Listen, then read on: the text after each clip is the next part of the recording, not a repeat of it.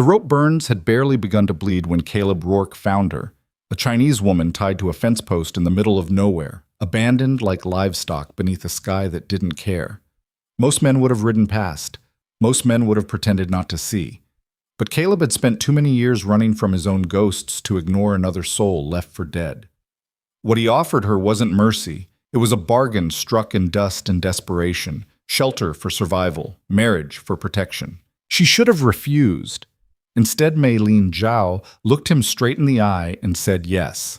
If you want to see how far a single choice can carry two strangers from opposite worlds, stay with me until the end. And when you're done, hit that like button and comment what city you're watching from. I want to see just how far this story travels. The wind had teeth that afternoon. It came sideways across the Wyoming prairie, carrying grit and the smell of coming snow, bending the tall grass flat against the earth. Caleb Rourke sat his horse at the crest of a low rise, squinting against the glare where September sun met autumn cold. He'd been riding fence line for 3 days, checking posts and wire along the eastern boundary of a spread he didn't own but had been hired to mind. The work was solitary, which suited him fine. Most things about frontier life suited him fine, specifically the parts that required little conversation and less trust. He was 2 miles from the line shack when he saw her. At first he thought it was a trick of distance, a dark shape against pale wood, probably a coyote carcass some rancher had strung up as warning. But coyotes didn't wear blue cotton. Coyotes didn't have black hair lifting in the wind like a torn flag. Caleb touched his heels to the mare's flanks and rode closer. The fence post stood alone in a stretch of open ground where the wire had long since rusted away. Weathered gray wood, tilted slightly east by decades of wind, and tied to it with her hands behind her back, wrists bound tight to the post itself, was a woman. She wasn't crying, wasn't calling for help. She stood with her spine straight, head up, watching him approach with eyes that assessed rather than pleaded. Her dress was torn at the shoulder. Dust streaked her face and arms. The rope had rubbed her wrists raw enough that dried blood darkened the hemp. Caleb reined in 10 feet away. For a long moment, neither of them spoke. The wind filled the silence, whistling through the gap in the fence where rails had rotted through. His mare shifted, uneasy. He studied the woman the way he'd learned to study anything unexpected on the frontier, carefully, without assumption. She was Chinese. That much was obvious from her features, the straight black hair, the set of her eyes. Somewhere in her mid-20s, he guessed, though hardship had a way of aging people out here. Her dress had been decent once, blue calico with small white flowers, but it was stained now with dust and sweat and what looked like dried mud along the hem. "You alone?" he asked finally. "Yes?" Her voice was steady, accented but clear. No tremor in it. Caleb glanced around the empty prairie. No horse. No wagon tracks recent enough to matter, just wind and grass and the low dark line of mountains to the west. "How long you been here?" "Since dawn." That was 6 hours, maybe 7. Long enough for the sun to burn her face, for thirst to crack her lips. Long enough for her to understand that whoever left her here wasn't coming back. He dismounted, ground tying the mare. When he walked closer, she didn't flinch, didn't look away. He'd seen plenty of fear in his life, in animals, in men, in women, and this wasn't it. This was something harder, something that had calcified beneath the surface. "Who tied you here?" She hesitated, just briefly. "My uncle. His son." "They say why?" "I refused to marry the man they chose." Caleb pulled his knife from his belt. The woman's eyes tracked the movement, but she didn't pull against the rope. He stepped behind the post and sawed through the hemp in 3 quick strokes. The rope fell away. She brought her hands forward slowly, cradling the abraded wrists against her chest. "You got people?" he asked. "Somewhere to go?" "No." "Town?" "No." He slid the knife back into its sheath and studied her again. She met his gaze directly, and there was something in her expression, not defiance exactly, but a kind of blunt honesty that he recognized. The look of someone who'd already measured the odds and found them wanting. "What's your name?" "Maylene Zhao." "Caleb Rourke." He nodded toward the mare. "I got a line shack about 2 miles north. You can ride there, get water, figure out what's next." "And then?" "Then you decide." She considered this. The wind pulled at her hair, and she pushed it back with one torn wrist. Decide what? Caleb wasn't a man given to long speeches or pretty words. He'd learned young that the frontier didn't reward either. What it rewarded was bluntness, clarity, and the ability to see a situation for what it was rather than what you wished it might be. Way I see it, he said, you got 3 choices. I can take you to the nearest town, that's Bitter Creek, about 40 miles south. Leave you there with enough money for a week's boarding. You'd be on your own after that. He paused. Second option, I can take you to the rail station in Rawlins. Get you a ticket east, you can start over somewhere that isn't here. And the third? He looked at her for a long moment. Later, he'd wonder what made him say it. Maybe it was the way she stood, unbroken despite everything. Maybe it was the knowledge that Bitter Creek didn't treat Chinese women any kinder than the men who'd tied her to that post. Maybe it was just that he'd spent 3 years in a cabin alone and had started to forget what another voice sounded like. You marry me, he said. Come north to the timber country. I got a homestead up in the high valley, small, but it's mine. You'd have shelter, protection, a name that means something in those parts. Maylene stared at him. You don't know me. No. I don't know you. That's true. Then why would you offer this? Caleb pushed his hat back and looked past her toward the mountains.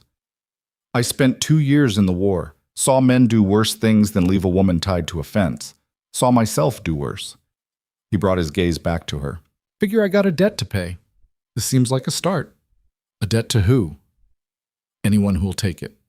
The wind gusted hard enough to make the fence post creak.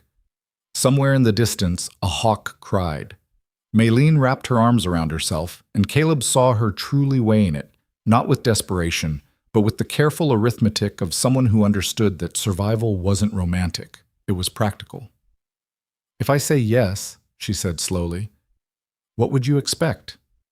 Work, same as anyone. Cooking, mending, keeping the cabin, garden come spring. And at night? He understood what she was asking. Separate quarters. I got a room off the main space I built for storage. Hasn't got much, but it's got a door and a bolt. You would give me that? Yes. Why? Because I'm offering marriage, not ownership. He said it plainly, the way he'd say the sky was blue or winter was coming. You want to leave after a year, you leave. You want to stay, you stay. But while you're there, you're safe. That's the bargain. Maylene looked down at her wrists, at the blood drying in the creases. She looked at the fence post, at the rope lying in the dust. Then she looked at Caleb Rourke, this stranger with gray eyes and a face weathered by sun and something harder, and made a calculation that would change everything. I'll come, she said. Caleb nodded once. He walked to the mare, gathered the reins, and swung up into the saddle. Then he extended his hand down to her. Maylene took it. Her grip was stronger than he'd expected. He pulled her up behind him, felt her settle onto the mare's haunches, her hands light on his waist for balance. The horse shifted under the added weight, but steadied quickly. Hold on, he said. I am. He turned the mare north and touched his heels to her sides. The fence post fell away behind them, a dark scratch against the prairie. The wind pushed at their backs as if urging them forward, and the grass bent and rose in long waves that looked almost like water. They didn't speak for the first mile. The rhythm of the horse filled the silence, hoofbeats steady, leather creaking, the jingle of the bit. Caleb could feel the warmth of her at his back, the slight pressure of her hands. It wasn't uncomfortable. It was just present, real, a reminder that he'd altered the course of his life with 6 words and a length of cut rope. The men who left you, he said after a while, they likely to come looking? Yes. How many? My uncle, his son, maybe others. They violent? Maylene's hands tightened briefly on his waist. They believe they own me.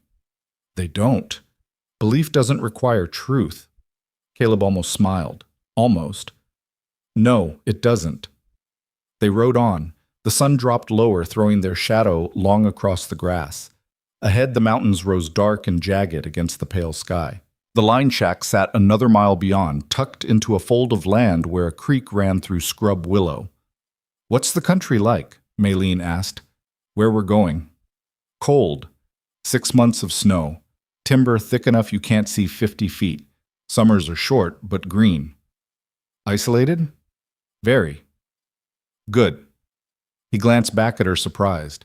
She wasn't looking at him. She was looking north, toward the mountains, and there was something in her expression that reminded him of the way she'd stood at that fence, determined, braced, unwilling to break.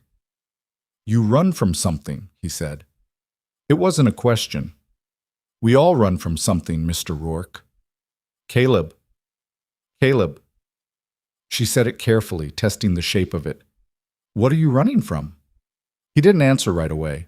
The mare picked her way through a shallow draw where water had cut the earth into curves. On the far side, the grass grew thicker, and a pair of antelope lifted their heads to watch them pass.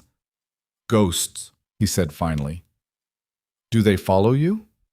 Sometimes. Will they follow us? I expect so. Maylene was quiet for a moment, then soft enough he almost missed it. Then we'll be haunted together. The line shack appeared as the sun touched the peaks. It was a rough structure, logs chinked with mud, a sod roof, single window covered with oiled paper. Smoke rose thin from the chimney.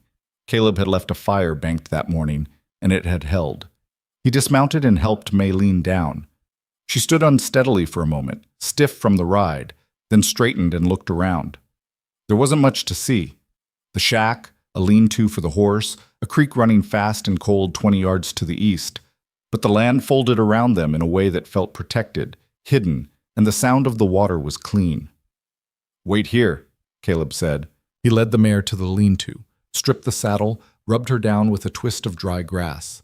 When he returned, Maylene was standing exactly where he'd left her, arms wrapped around herself against the cold. Come on. Inside, the shack was dim and spare. A stone fireplace along one wall, embers glowing beneath ash. A rough table, 2 stools, a rope bed in the corner with wool blankets folded at the foot. Shelves held tins of beans, coffee, cornmeal. A water barrel sat near the door, half full. Caleb stirred the fire and added wood. Light bloomed, pushing back the shadows.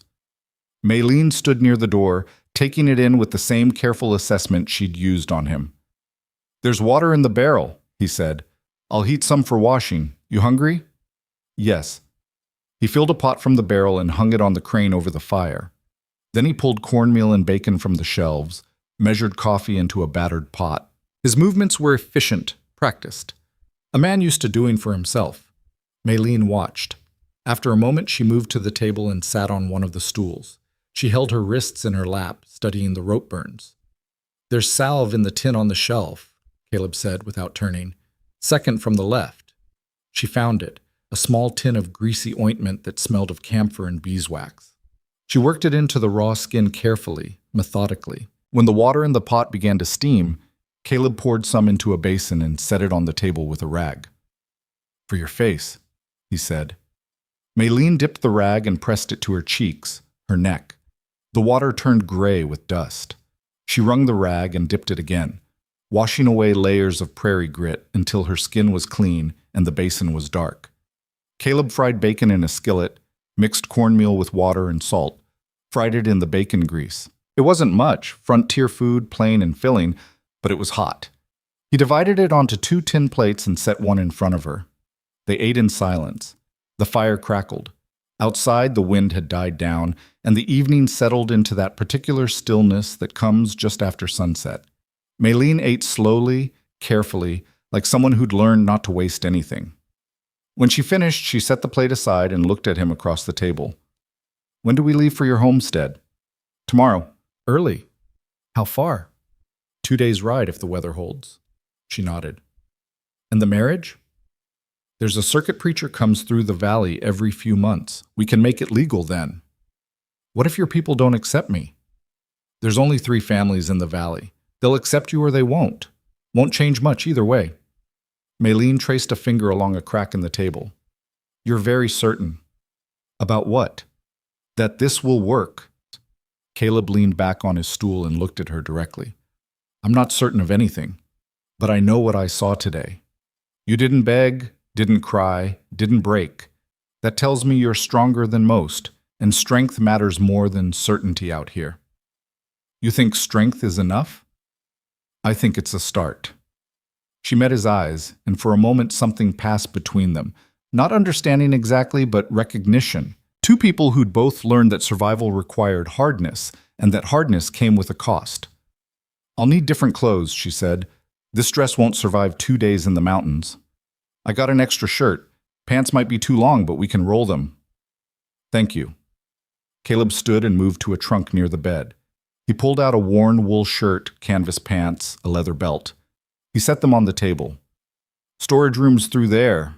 He nodded toward a door in the back wall. It's small, but it's private. I'll bunk out here tonight. Maylene picked up the clothes and stood. She looked at him for a long moment, and he saw her gathering words, deciding whether to speak them.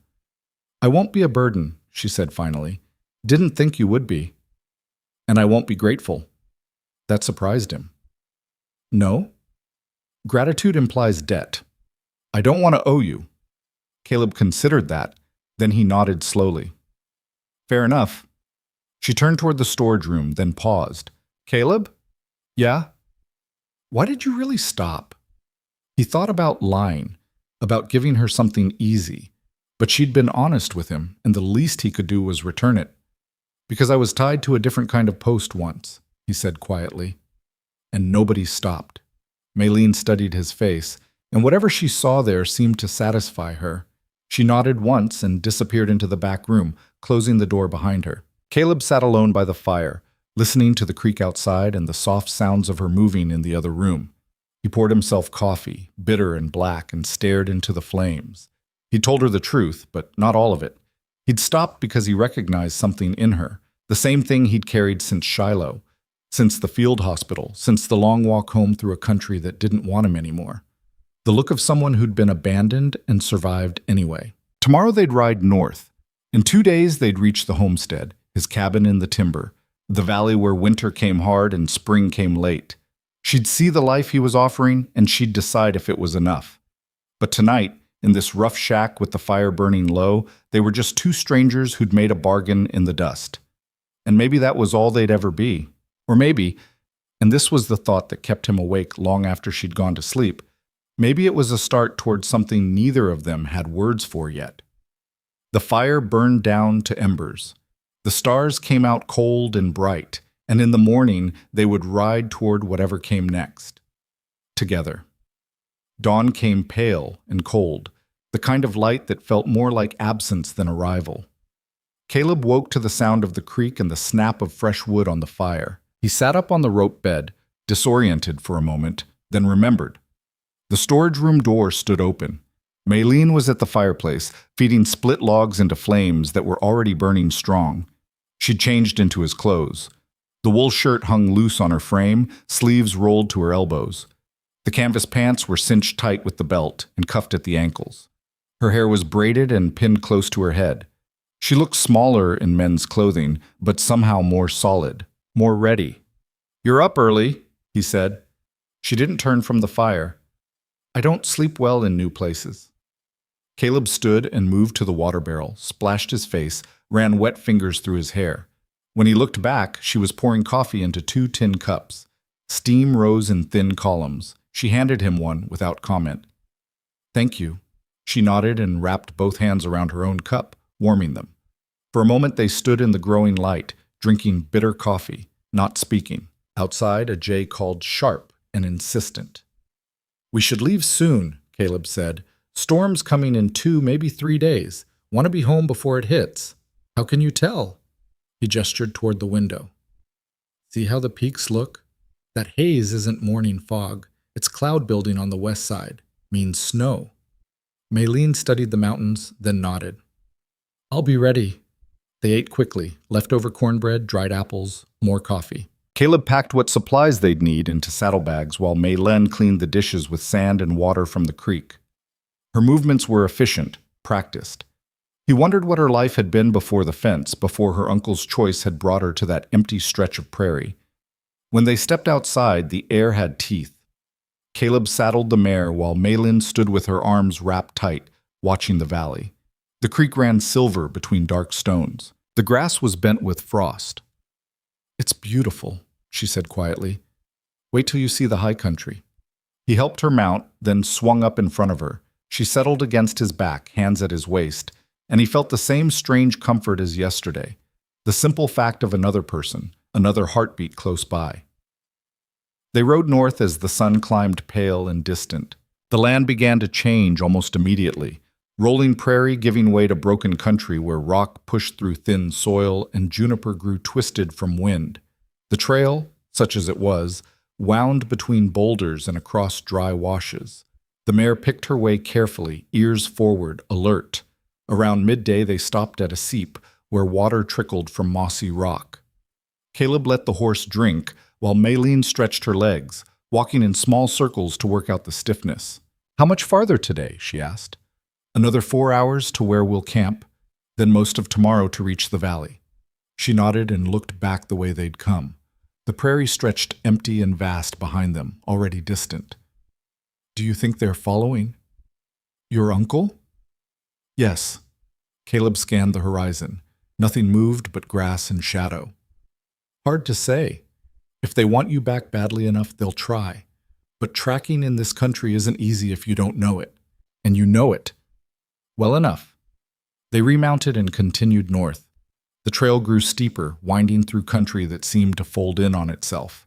Hidden draws, sudden cliffs, stands of aspen that whispered in the wind. Caleb navigated by landmarks he'd memorized over years. A lightning-struck pine, a rock formation that looked like a broken tooth, a spring where columbine grew thick in summer. As the afternoon wore on, clouds began to mass over the peaks. The temperature dropped. Caleb felt Maylene shiver against his back and knew they needed to make camp soon.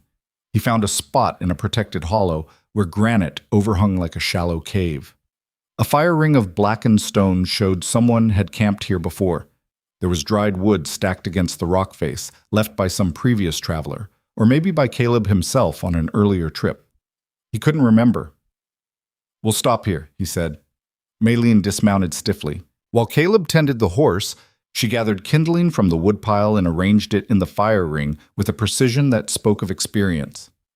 He watched her work, noting how she built the structure. Small twigs first, then larger sticks in a careful pyramid. "You've done this before," he said. "My father taught me, before he died." "What did he do?" "He worked the railroad, died when a tunnel collapsed." She struck the flint Caleb had given her, caught a spark in a twist of dry grass, blew it gently until flame caught. "I was 12. Your mother?" "Died bringing me into the world." Maylene fed larger sticks to the growing fire. "My uncle took me in, said it was duty. But it wasn't kindness." "No." Caleb broke out hardtack and jerky, filled a pot with water from his canteen. They ate as the fire built, warmth pushing back the cold. The overhang reflected heat, and soon the hollow felt almost comfortable. Above them, the sky darkened toward evening, clouds moving fast from the west. "Tell me about the valley," Maylene said. "What it's really like." Caleb chewed jerky, thinking. "It's small. Maybe 2 miles long, half that wide. Creek runs through the middle, good water year-round. My cabin sits on the east side where the sun hits first in morning. There's 3 other families spread out. The Hadleys have a place at the north end, do some trapping and logging.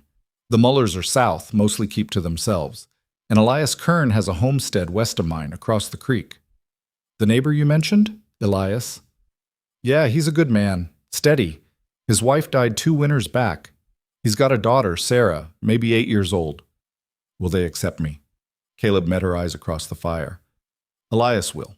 He's not the judging type. The others I can't say. But like I told you, won't change much either way. You're very isolated." "That's the point." Maylene pulled the wool shirt tighter around herself. "What did you do before the war?" "Worked a farm in Ohio, my father's place. When he died, I enlisted. Seemed easier than staying. And after? Came west. Worked cattle drives, hired on at ranches, saved money. Filed a homestead claim 3 years back and started building. Alone. Yeah. Why?" Caleb stared into the fire, watching sparks rise and die. "Because I was tired of noise.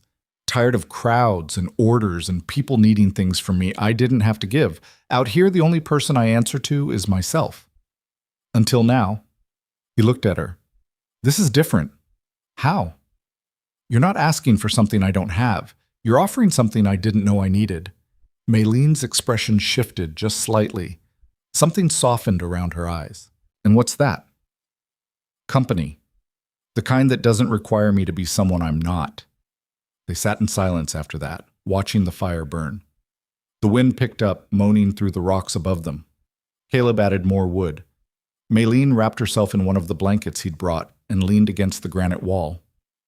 Can I ask you something? She said after a while. Go ahead. At the fence. You said you'd been tied to a different kind of post. What did you mean? Caleb was quiet for a long time. The fire crackled. Somewhere in the distance, an owl called. When he finally spoke, his voice was low and measured.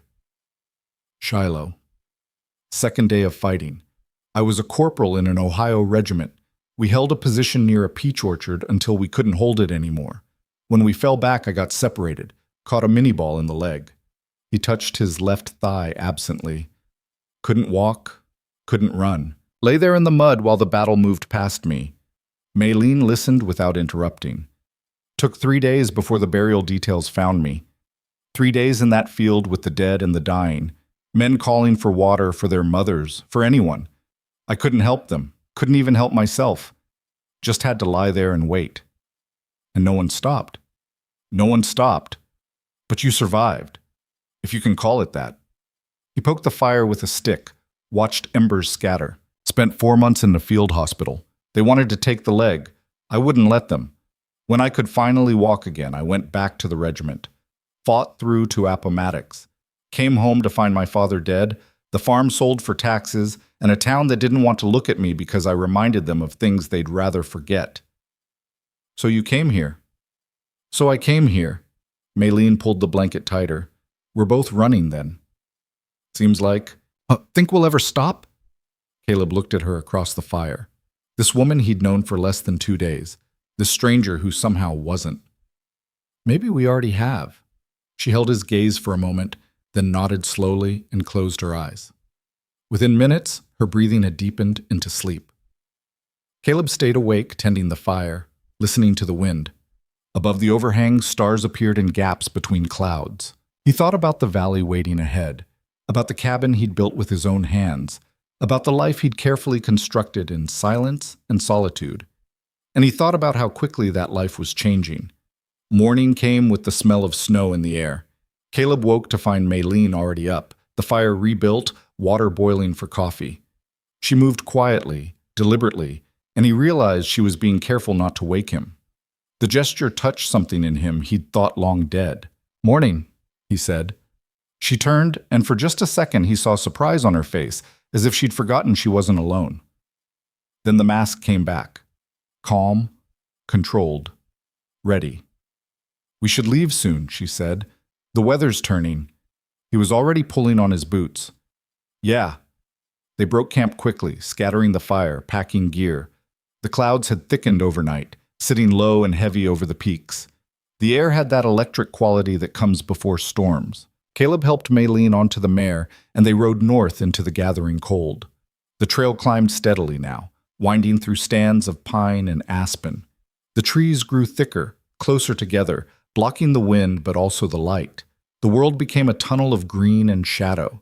The mare's hooves made soft sounds on a bed of needles. Around noon, they crested a ridge and the valley opened before them. Caleb felt Maylene stiffen behind him. He understood why. After miles of empty prairie and broken rock, the valley was almost startling in its beauty. A long bowl of land cradled between mountains thick with timber, a silver creek winding through the middle. Meadows showed pale where the trees thinned, and tucked against the eastern slope, barely visible through the pines, was a cabin. His cabin. That's home, he said quietly. Maylene didn't respond. She was taking it in. The isolation, the wildness, the sheer distance from everything she'd known. He wondered what she was thinking. Wondered if she was already calculating how to leave. They descended slowly, following a switchback trail Caleb had cut himself. The valley rose to meet them. As they drew closer, details emerged.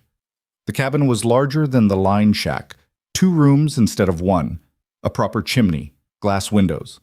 A small barn stood behind it, and beyond that a clearing where he'd started a garden last spring. Everything was exactly as he'd left it, except for the horse tied to the porch rail. Caleb reined in 50 yards out. Maylene's hands tightened on his waist. "Someone's here," she said. "Yeah." "Who?" "Only one person rides a bay that color." He touched his heels to the mare. "Elias." They approached the cabin slowly. As they drew near, the door opened and a man stepped out onto the porch. He was perhaps 40, lean and weathered, with dark hair going gray at the temples. He wore work clothes and a serious expression, but his eyes weren't hostile, just watchful. "Caleb," he said. "Elias." Caleb dismounted and helped Maylene down. "Wasn't expecting company." "I know, but I needed to talk to you." Elias's gaze moved to Maylene, taking in the men's clothes, the bruised wrists, the careful way she stood. "And I'm guessing this is what I need to talk to you about." "This is Maylene Zhao." "Maylene?" "Elias Kern." Maylene nodded once. Elias returned it. "There were men here yesterday," Elias said, 3 of them, asking about a Chinese woman. Said she'd been stolen from them, and they were looking to get her back. Caleb felt Maylene tense beside him. He kept his voice level. "What did you tell them?" "That I hadn't seen anyone fitting that description, that you'd been gone for a week checking fence line and weren't due back for days." Elias shifted his weight. "They didn't believe me. Searched your cabin anyway. Didn't find anything because there wasn't anything to find." "Where are they now?" "Rode out this morning, said they'd be back." Elias looked at Maylene again. "You want to tell me what's really going on?" Caleb glanced at Maylene. She met his eyes, and he saw the question there. He nodded slightly. "They left me tied to a fence post," she said. Her voice was steady but quiet. "Because I refused to marry the man they chose. Caleb found me, offered me shelter." "And marriage," Caleb added. "I offered marriage." Elias was quiet for a moment. Then he sighed and rubbed his face. "Hell, Caleb, you don't do anything halfway, do you?" "Didn't seem like there was a halfway option." "No, I suppose there wasn't." Elias looked at Maylene. "These men, your uncle and his son?" "Yes, and probably others by now." "They violent?" "They believe they own me. That makes them dangerous." Elias nodded slowly. "All right, here's what I know. They're camped about 5 miles south, near the old trapper's shelter. 3 men total. One's older, 2 younger. They've got rifles, and they're serious about this." "How many days do we have?" Caleb asked. "Hard to say. They were talking about waiting for more help. Someone named Chen might be arriving from Rock Springs." Elias paused. "But if the storm hits, like I think it will, nobody's going anywhere for a while." As if to emphasize his point, the first snowflakes began to fall. They came down slow and fat, drifting through the pines like ash. "It's starting," Maylene said softly. Caleb looked at the sky, then at his cabin, then at Elias. "Thank you for the warning." "What are you going to do?" "Same thing I always do. Stay put. Weather it out. And if they come back, then I'll make it clear she's under my protection." Elias studied him for a long moment. "You sure about this? About all of it?" "Yeah, I'm sure." "All right then." Elias untied his bay and mounted. "Sarah's been asking about you. She'll want to meet your wife after the storm, maybe bring her by." "I will." Elias nodded to Maylene. "Ma'am, welcome to the valley." "Thank you," she said. He rode off through the falling snow, disappearing into the trees. Caleb and Maylene stood watching until he was gone. Then Caleb picked up the saddlebags and turned toward the cabin. "Come on, let's get inside before this gets worse." The interior was cold but dry. Caleb lit a fire while Maylene looked around, taking in the space that would be her home. It was rough but well made, plank floors, chinked walls, a sleeping loft accessible by ladder. The main room held a stone fireplace, a table with 4 chairs, shelves heavy with supplies. Through a doorway in the back was the second room, smaller, with a narrow bed and a trunk. "That's yours," Caleb said, nodding toward the back room. "Like I promised, door and a bolt." Maylene walked to the doorway and looked in. She ran her hand along the doorframe, testing the bolt. Then she turned back to him. "Thank you for keeping your word." "Didn't have a reason not to." She almost smiled. Almost. Most men would have found one. I'm not most men. No, you're not. The fire caught, and warmth began to spread through the cabin. Outside, the snow fell harder, building on the porch rail, silencing the world. Caleb moved to the shelves and started pulling down supplies: flour, salt, beans, coffee. I'll show you where everything is, he said. Kitchen stuff's on the right. Food stores on the left. Water barrels by the door. There's a spring 20 yards behind the cabin. Doesn't freeze even in hard winter. Maylene listened, watching him move through the space with the ease of long familiarity. How long have you lived here? 3 years. Built most of it the first summer. By yourself. Elias helped with the roof. But yeah, mostly myself. She walked to the window and looked out at the snow, at the valley disappearing into white. It's very quiet. That bother you? No. She turned back to face him. I think I've been waiting for quiet my whole life. Caleb set a bag of cornmeal on the table. Then you came to the right place. They spent the afternoon in careful choreography, learning to move around each other in the shared space. Maylene unpacked her few belongings in the back room while Caleb brought in more firewood. When she emerged, she'd changed into a dress she'd carried in a bundle. Gray wool, plain, but clean. It fit her better than his clothes had, made her look more like herself. I should learn how to cook what you eat here, she said. I'll show you. It's not complicated.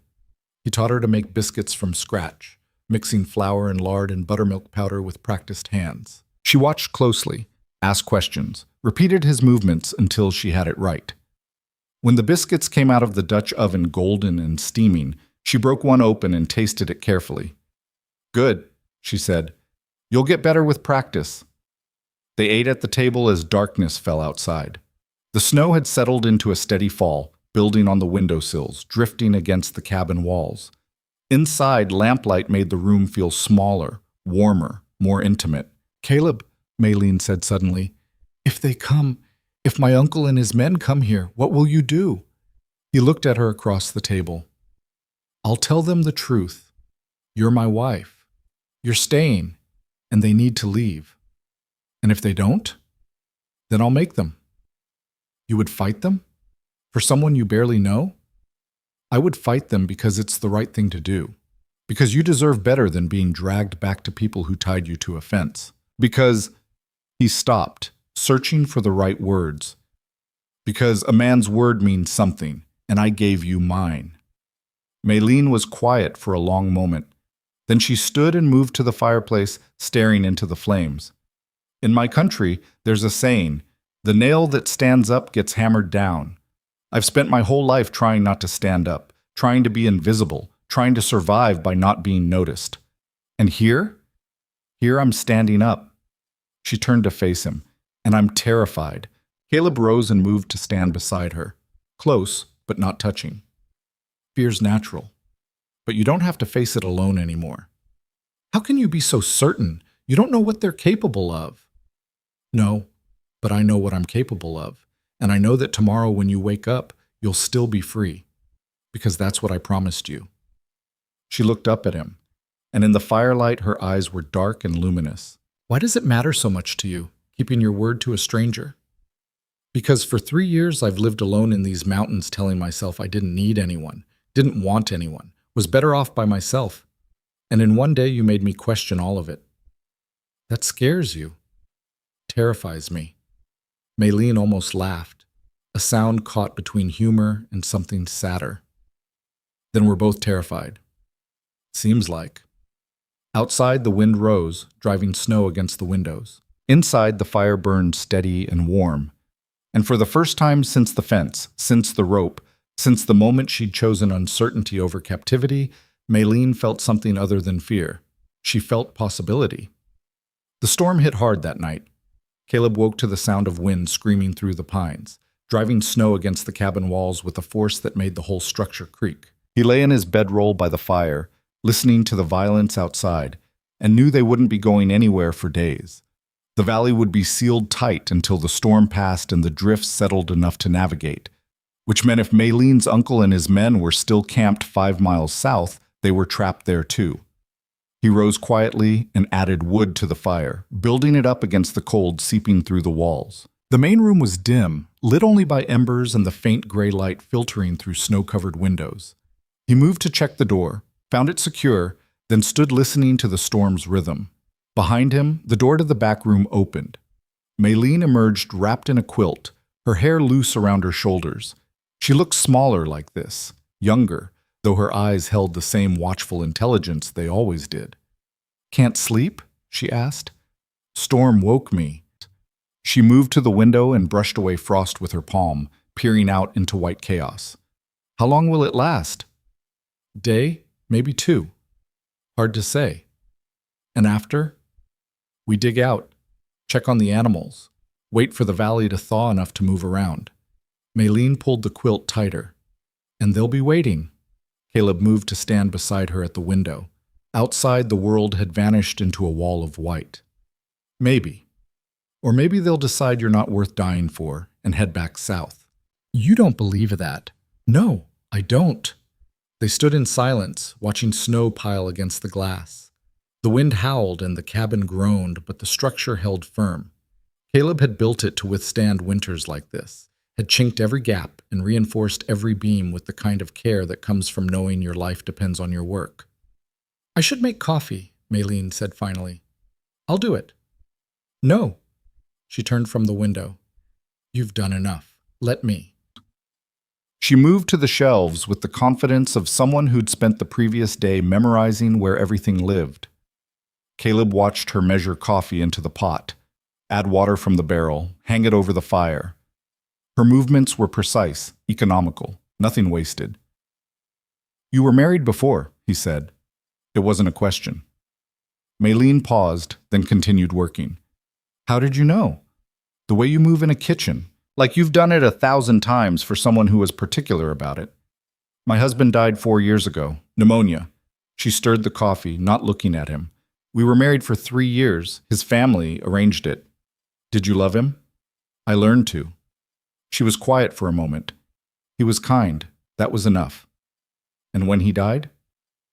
"His family kept me for a year, then passed me to my uncle when I became a burden. I've been a burden ever since." Caleb felt anger stir in his chest. Not at her, but at everyone who'd looked at this woman and seen only obligation instead of strength. "You're not a burden here." "You say that now." "I'll say it tomorrow too, and the day after." She met his eyes across the room, and something passed between them, an understanding maybe, or just recognition that they were both tired of being what other people needed them to be. The coffee boiled. Maylene poured 2 cups and brought one to Caleb. They sat at the table as the storm raged outside, warming their hands on the tin, not speaking. Sometimes silence was easier than words. The first day of the storm passed slowly. There was work to do, checking the barn, feeding the horse and the cow Caleb kept for milk, bringing in more firewood from the covered stack behind the cabin. But mostly there was waiting, the kind of enforced stillness that comes when nature reminds you that human plans mean nothing against weather. Caleb showed Maylene how to bake bread in the Dutch oven, how to render fat for candles, how to mend the torn seam in his spare shirt using thread she'd brought in her bundle. She taught him a card game her father had learned from miners, something with complicated rules and strategy that required 3 tries before he understood it. They moved around each other carefully, learning the rhythm of shared space. Where she liked to sit by the fire in the evening, how he preferred his coffee dark enough to dissolve a horseshoe nail. The small accommodations that turned strangers into something approaching partnership. On the second day, the wind died down, but the snow continued, steady, relentless, building drifts that reached halfway up the cabin walls. Caleb cleared the door every few hours to keep from being sealed in. Maylene watched from the window, wrapped in her quilt like armor. "Tell me about the war," she said during one of these sessions. "Not the bad parts. Tell me something else." Caleb stopped shoveling and leaned on the handle, breathing hard. "Like what?" "Something human." He thought for a moment. "There was a kid in my company, private named Tommy Walsh, couldn't have been more than 17, lied about his age to enlist. He had this mouth harp he carried everywhere, played it every night before we bedded down. Terrible at it, couldn't keep a tune to save his life, but he played anyway. What happened to him?" Took a piece of shrapnel at Stones River. Died before the surgeons could get to him. Caleb resumed shoveling. But for 2 years before that, every night, we had music, bad music, but it was something other than war, something that reminded us we were still human underneath all the blood and mud. Maylene was quiet. When he came back inside, she was at the table with the mouth harp that had been sitting on a shelf. She held it carefully, turning it in her hands. This was his, she said. Yeah. Found it in his gear after. Kept it. Do you play? Never learned. She raised it to her lips and blew softly. A single clear note filled the cabin. My father played something like this. Different, but similar. She tried a scale, hesitant, finding the notes. He said music was the only thing that couldn't be taken from you. It lives in your breath. He sounds like he was a wise man. He was. She set the harp down gently. He died trying to make a better life for me. I think he'd be glad to know I'm here, that I chose this. Even though here's a cabin in the middle of a blizzard with a man you barely know, especially because of that. She met his eyes. He would have understood that sometimes the safest choice is the one that looks the most dangerous. That night, Caleb woke to voices. He sat up in his bedroll, instantly alert, reaching for the rifle propped against the wall. The fire had burned low. The cabin was dark except for dying embers. But outside, muffled by snow and wind, he could hear men talking. Maylene's door opened. She emerged already dressed, moving silently. She'd heard it too. Caleb held up a hand for silence, then moved to the window. He brushed frost away and peered out into darkness broken only by swirling snow. At first he saw nothing. Then movement, shadows against white, 3 figures working their way through the drifts toward the cabin. They're here, he said quietly. Maylene moved beside him, looked out, then pulled back. Her face had gone still, emptied of expression. He recognized it as the same mask she'd worn at the fence, the armor she put on when she needed to survive. Get in the back room, he said. Bar the door. No. Maylene, if they're here for me, hiding won't help. It'll only make you look like a liar. She moved away from the window and stood in the center of the room, spine straight, hands loose at her sides. Face them with me, as your wife. Caleb studied her for a moment, then nodded once. He checked the rifle, made sure it was loaded, and set it within reach, but not in his hands. When the knock came, hard, demanding, he was ready. He opened the door. 3 men stood on the porch, snow-covered and half-frozen. The older one was perhaps 50, with a hard face and harder eyes. The 2 younger men flanked him, both armed with rifles slung across their backs. Behind them, horses stood steaming in the cold. Caleb Rourke? The older man said. That's right. My name is Wei Zhao. This is my son Li, and my nephew, Chen. He spoke English with a thick accent, each word deliberate. We're looking for my niece, Maylene. What makes you think she's here? Because the man across the valley said she was with you. Because we tracked you from the fence where you stole her. Because... His eyes moved past Caleb to where Maylene stood visible in the firelight. His expression hardened. Because she's standing right there. Caleb didn't move from the doorway. She's not stolen. She's my wife. Wife? Wei's voice rose. You cannot marry what belongs to someone else. She doesn't belong to anyone. She's a free woman who made a choice. She had no right to choose. Wei took a step forward. Li and Chen moved with him. She was promised to Chen. The agreement was made. The bride price paid. I didn't agree to anything, Maylene said. Her voice cut through the cold like a blade. You agreed, you and your son, without asking me, without caring what I wanted. What you want is not relevant, Wei snapped. You are family. You have obligations. I fulfilled my obligations when I married the man you chose the first time. When he died, my duty ended. Your duty is what I say it is. No. Maylene stepped forward, moving to stand beside Caleb in the doorway. My duty is to myself, and I choose to stay here. Chen spoke for the first time, his voice younger, angrier. You shame our family, shame our name. Your name was built on the backs of women who had no choice. If that's shameful, it's not my doing. Wei's face flushed dark. You will return with us, now, or we will take you. Caleb's hand moved to rest on the doorframe, casual but positioned. That's not going to happen. You have no authority here, white man. No claim to what is ours. I have the authority of a husband protecting his wife, and the claim of a man defending his home. Caleb's voice stayed level, calm. You're standing on my land. You've made your demand. I've given my answer. Now you need to leave. We're not leaving without her. Yeah, you are.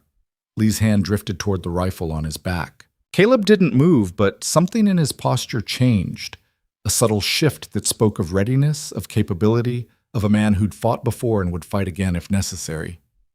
Don't, he said quietly. Don't make this what it doesn't need to be. Give us the girl and there's no trouble, Wei said. The girl is a woman. The woman is my wife. And she's staying. Caleb met each man's eyes in turn. The storm's going to last another day at least. You're welcome to camp in my barn tonight. Get out of the cold. But come morning, you ride south and you don't come back. You would shelter us? Wei looked stunned. After this? I'd shelter anyone in weather like this. Even men I disagree with. Caleb stepped back slightly. But the barn, not the cabin, and your weapons stay outside. The three men exchanged glances. Chen looked ready to argue, but Wei raised a hand. We accept, he said. But this isn't finished. Yeah, it is. You just don't know it yet. Caleb directed them to the barn, watched them settle their horses, then returned to the cabin. He barred the door behind him and set the rifle within easy reach. Maylene stood by the fire, trembling, not with cold, but with something deeper. You should have let me go with them, she said. No. They'll come back. They won't give up. I know. Then why? Why risk this? Caleb moved to stand in front of her. Because I gave you my word. Because what they're doing is wrong. Because... He stopped, searching for honesty. Because in 3 days you've reminded me that there are things worth standing up for, and I'd forgotten that. Maylene looked up at him, and he saw tears on her cheeks, though she wasn't crying, just overflow, the body's rebellion against too much feeling. I'm so tired of running. Then don't. Stay. Fight. Let me help. You don't understand what you're offering, what it will cost. I understand enough. She reached out suddenly and gripped his arm, her fingers tight enough to hurt. If they hurt you because of me, they won't. You can't know that. No, but I can be ready for it. He covered her hand with his. Go to bed, Maylene. Try to sleep. I'll keep watch. You can't stay awake all night. I've done it before. She studied his face, then nodded and released his arm. She moved to her room but left the door open. A gesture of trust, or maybe just need for connection. Caleb settled by the fire with the rifle across his lap and listened to the storm outside, to the sounds of men in his barn, to the quiet breathing from the room behind him. Morning came gray and bitter. The storm had passed but left 3 feet of new snow across the valley. Caleb was already up, had been up, when Wei and his men emerged from the barn. They stood in the yard, breath steaming, and looked at the cabin. Caleb stepped out onto the porch. Maylene appeared behind him, wrapped in her quilt but visible. Time to go, Caleb said. Wei's jaw worked. We will not forget this. I expect not. Chen still has a claim, still has a right. Chen has nothing except what you try to give him, and I won't let you give him this. Chen stepped forward, younger and more impulsive than his uncle. You think you can keep us away? We know where you are now. We can come back any time. You can try. But this valley's got 3 families that look out for each other, and word travels fast in small places. Caleb's voice stayed calm, but the steel underneath was clear. You come back, you'll find more than just me waiting. Lee spoke up, his tone more measured than his brother's. This isn't over. From where I'm standing, it is. The 3 men mounted their horses.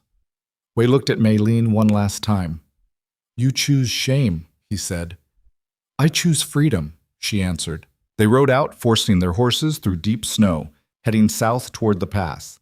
Caleb and Maylene watched until they disappeared into the trees. Then Caleb let out a breath he hadn't known he was holding. You think they'll really leave? Maylene asked. For now. Whether they stay gone is a different question. She turned to look at him. In the morning light, exhausted and worried as she was, there was something unbroken in her expression. "Thank you for standing with me." That's what husbands do. Not all of them. Then they're doing it wrong. A sound made them both turn. A horse was coming up the trail from the south, not Way and his men, but someone else. As it drew closer, Caleb recognized Elias, with a small figure bundled in front of him. "Caleb," Elias called, "everything all right? I saw riders heading out." "We're fine." They came, made their demands, and left. Elias dismounted and helped the small figure down. It was a girl, perhaps 8 years old, with dark curls and her father's serious eyes. "Sarah." "Papa said you have a wife now," the girl said, looking at Maylene with open curiosity. "Is it true?" Maylene smiled, the first genuine smile Caleb had seen from her. "It's true." "What's your name?" "Maylene." "That's pretty. I'm Sarah." She glanced at her father, then back at Maylene. "Do you like children?" "Very much." "Good. Because Papa says I ask too many questions and maybe you won't mind." Elias laughed. "I said no such thing." "You thought it." Maylene knelt in the snow to be at Sarah's level. "Ask me anything you want. I promise I won't mind." As Sarah launched into an enthusiastic interrogation about China and travel and what Maylene's favorite color was, Elias moved to stand beside Caleb. "Those men who left," he said quietly, "they going to be a problem?" "Maybe." "Want me to ride to the Hadleys, get the word out that we're keeping watch?" "Yeah, that'd be good." "Consider it done." Elias looked at Maylene and his daughter, now deep in conversation about flowers. "She seems good for you. Barely know her. Sometimes that's when you see clearest. Before you start making up stories about who someone is, you just see who they are." Elias clapped him on the shoulder. "Sarah's been lonely since her mother passed. If your wife wants company, send her over any time." "I will," Elias called to his daughter. Sarah hugged Maylene quickly, promised to visit again soon, and climbed back onto the horse. As they rode away, Maylene stood in the snow watching them go. "She's sweet," she said. "Sarah?" "Yeah. Lost her mother 2 winters ago. Elias does his best, but I think she misses having a woman around." "I could help if he'd let me." "I think he'd be grateful." They went back inside. The cabin felt warmer now, safer, as if surviving the night had changed something fundamental about the space. Caleb built up the fire while Maylene made breakfast, biscuits and bacon and coffee, strong enough to stand a spoon in. They ate in companionable silence. Outside, the sun broke through the clouds, turning the snow brilliant white. The valley sparkled like something made of glass and light. "Caleb," Maylene said after a while, "what you said last night about being tired of running." "Yeah? I meant it. I don't want to run anymore. I want to stay here with you and build something that can't be taken away. Even if they come back?" "Especially if they come back." She set down her fork. "Because then we'll prove that we're stronger than their anger, that what we're building matters more than what they think they're owed." Caleb looked at this woman who'd come into his life tied to a fence, who'd agreed to marriage with a stranger, who'd stood beside him against her own family. And he saw not burden or obligation, but partnership, the kind that's chosen rather than assigned. "All right then," he said, "we stay, we build, and whatever comes, we face it together." "Together," she agreed. Outside, the valley lay silent under its blanket of white. Inside, 2 people who'd both been running finally stopped. And in that stillness, something new began to grow, fragile as spring shoots under snow, but real. A foundation built not on rescue or gratitude, but on mutual choice, on respect earned through hardship, on the simple, radical act of seeing each other clearly and deciding that was enough. The fence was 3 days and a lifetime behind them. What lay ahead was uncertain, but for the first time in longer than either could remember, uncertain felt like possibility instead of threat, and that was something worth fighting for. The days that followed took on a rhythm that felt almost ordinary. Caleb woke before dawn each morning to tend the animals and check the valley for signs of trouble. Maylene rose shortly after, started the fire, set coffee to boil. They worked side by side, clearing snow from the pathways, splitting wood, mending harnesses, and oiling leather against the cold. Simple tasks that required little conversation but built something stronger than words, the muscle memory of partnership, the understanding that comes from shared labor. On the third day after the confrontation, Maylene was scrubbing dishes when she paused and looked out the window toward the southern trail. "You keep watching," Caleb said. He was at the table, cleaning his rifle with methodical care. "Old habits. They're not coming back, not yet anyway." "How can you be sure?" "I can't, but the snow's still too deep for easy travel, and they know we're ready now." He ran an oiled cloth along the barrel. "They'll wait, regroup, come back when they think they have an advantage." Maylene turned from the window. "And when they do?" "We'll handle it." He looked up at her. "You trust me?" She dried her hands on a rag, considering the question with the seriousness it deserved. "I'm learning to." "That's honest." "It's all I have." That afternoon, Sarah appeared at the door with a basket covered in cloth. Elias stood behind her, holding the reins of 2 horses. "Sarah insisted on bringing you something," he said with a smile that looked tired around the edges. The girl thrust the basket at Maylene. "It's bread. Papa and I made it this morning." "Well, Papa made it and I helped, which means I ate most of the dough and he had to start over twice." Maylene accepted the basket and lifted the cloth. The smell of fresh bread filled the cabin. "This is wonderful. Thank you." "Papa says you're from far away. Is it true you crossed the ocean?" "It's true." Sarah's eyes went wide. "What was it like? Was it scary? Did you see whales?" "Come in," Maylene said. "I'll tell you while we have tea." Elias caught Caleb's eye and tilted his head toward the door. The 2 men stepped outside while Sarah settled at the table, already launching into a stream of questions Maylene answered with patient detail. "How are you holding up?" Elias asked once they were far enough away. "Fine." "Caleb?" "I'm fine." "Really?" Elias studied him. "I've known you 3 years. Never seen you anything but alone. Now you've got a wife you barely know and men who want to take her back by force. That's not fine. That's complicated." Caleb looked toward the mountains, their peaks sharp against pale sky. "Complicated doesn't mean wrong." "No, but it means dangerous." Elias shifted his weight. "I talked to the Hadleys. They're keeping watch on the southern pass. Mueller says if there's trouble, he'll come. We've got your back." "I appreciate that. But I need to know. If this gets bad, if it comes to violence, are you ready for that?" Caleb met his friend's eyes. "I spent 4 years learning how to do violence. I'd hoped I was done with it." "That's not an answer." "It's the only one I've got." Elias was quiet for a moment. "She seems good.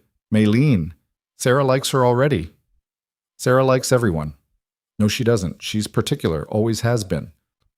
Elias glanced toward the cabin where they could hear Sarah's laughter through the window. "Lost her mother at 6. Hasn't laughed like that in a long time." "Maylene's good with her."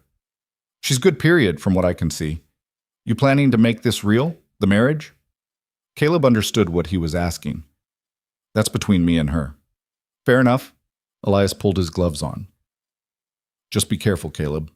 Heart or no heart, those men will come back. And when they do, you need to be ready to do more than just talk them down." "I know." When Elias and Sarah left an hour later, Maylene stood at the door waving until they disappeared into the trees. She turned back to find Caleb watching her. "What?" she asked. "You were good with her, Sarah." "She's easy to be good with. She asks real questions, listens to the answers." Maylene moved to the fireplace and held her hands toward the warmth. "I had a daughter once." The words fell into the cabin like stones into still water. Caleb set down the harness he'd been mending. "You never mentioned she lived 3 days." Maylene's voice stayed level, but something underneath it trembled. "Born too early, too small. My husband's family said it was my fault, that I'd done something wrong, eaten the wrong food, worked too hard. Maybe they were right. They weren't." "You don't know that." "Yeah, I do. I saw enough death in the war to know that sometimes bodies just fail. It's not fault. It's not punishment. It's just—" He searched for the word. "Tragedy." Maylene was quiet for a long moment. I held her those 3 days, wouldn't let anyone take her. And when she died, I felt something in me die too, the part that could hope for soft things. Caleb moved to stand beside her, close but not touching. Is that why you agreed to come here? Because you'd already lost everything that mattered? Partly. She turned to look at him, but also because when I saw you at that fence, I saw someone who understood loss, real loss. Not the performative grief people wear like jewelry, but the kind that changes who you are. We're quite a pair. Yes, we are. She almost smiled. Two broken people in a cabin in the mountains, pretending they can build something whole. Who says we're pretending? Aren't we? Caleb considered that. Outside, the wind picked up, rattling the windows. I don't know. Maybe we are. Or maybe broken people are the only ones who know how to build something that lasts. Because we already know what doesn't work. Maylene reached out and touched his hand briefly, just a brush of fingers, there and gone. I hope you're right. That night, Caleb couldn't sleep. He lay in his bedroll, staring at the ceiling, listening to the cabin settle around him. His mind kept circling back to Wei and his men, to the certainty in their eyes, to the knowledge that this wasn't over. He rose quietly and moved to the window. The valley lay peaceful under starlight, snow glowing faintly blue. Beautiful and deceptive. He was so lost in thought he didn't hear Maylene until she spoke. You're worried. He turned. She stood in her doorway wearing his old shirt as a nightdress, her hair loose around her shoulders. Can't shut my mind off, he admitted. About my uncle? About what comes next? She crossed to stand beside him at the window. Tell me what you're thinking. I'm thinking that I made you a promise, that I'd keep you safe, but I'm not sure I can keep it. You've kept it so far. Against 3 men in a blizzard. What happens when they come back with more? With guns and determination and nothing to lose? Then we fight. You say that like it's simple. It is simple. Not easy, but simple. She looked up at him. I've spent my whole life letting other people make choices for me. My father chose my first husband. My husband's family chose my life after his death. My uncle chose who I would marry next. The only choice I made was saying no, and look where it led. To a fence in the middle of nowhere. To freedom. To choosing you. To standing here right now instead of being dragged back to a life I never wanted. Her voice was fierce, low. I won't go back, Caleb. I'd rather die fighting than live as someone's property. It won't come to that. You can't promise that. No, but I can promise I'll do everything in my power to prevent it. She was quiet for a moment, then, what if we left? Went somewhere they couldn't find us? You want to run? I want to survive. If that means running, it doesn't. Caleb turned to face her fully. This valley is my home. I built this cabin with my own hands, cleared this land, survived 3 winters here. I'm not giving it up because some men think they own something they don't. Even if staying means fighting? Especially then. Maylene searched his face. Why does this place matter so much? Because for the first time since the war, I built something instead of destroying it. I made something that was mine. Not assigned, not ordered, not someone else's dream. Mine. He paused. And now it's ours. If we run, we lose that. We spend the rest of our lives looking over our shoulders, wondering when they'll catch up. I'm done running, Maylin, and I think you are too. She stared at him for a long moment, then nodded slowly. You're right. I am done running. She moved closer, close enough that he could feel warmth radiating from her skin. But I need to know. If it comes to violence, can you do it? Can you hurt them? Because I don't think I can. You won't have to. That's my job. Your job is to protect me. Mine is to stand with you. We're partners in this. Partners, he echoed. Unless you'd prefer I stay quiet and let you handle everything like a proper wife. Despite everything, Caleb almost smiled. When have you ever been quiet? Never, and I don't intend to start. Good. I didn't marry you for quiet. The words hung in the air between them. Maylene's expression shifted, something vulnerable breaking through her armor. Why did you marry me, Caleb? The real reason. He thought about lying, about giving her something easy and safe, but she'd given him truth all along, and she deserved the same. Because when I saw you at that fence, tied up and abandoned but not broken, I saw what I could have been if I'd been braver. You made a choice that could have killed you, refusing to marry someone you didn't want. And you did it anyway because you believed you deserved better. He paused. I spent 3 years hiding in these mountains because I didn't think I deserved anything. You reminded me that maybe I was wrong. Maylene's eyes glistened in the low light. I wasn't brave. I was desperate. Sometimes those are the same thing. She reached up and touched his face, tentative, testing. Her palm was warm against his cold skin. I don't know how to do this. Be someone's partner. Be wanted instead of tolerated. Neither do I. But we can learn together. And if we fail? Then we fail trying something real instead of succeeding at something empty. She left her hand on his face for a moment longer, then withdrew and moved back toward her room. At the doorway, she paused. Caleb? Yeah? Thank you for not giving up on this. On us. Thank you for giving me something worth not giving up on. She disappeared into her room, closing the door softly. Caleb stood at the window a while longer, watching stars wheel across the sky, feeling something shift inside him. The cabin felt different now, less like a fortress and more like a home. Less like isolation and more like sanctuary. He finally slept, and his dreams were quiet. The next week passed without incident. The snow began to melt in the valley, though the passes stayed blocked.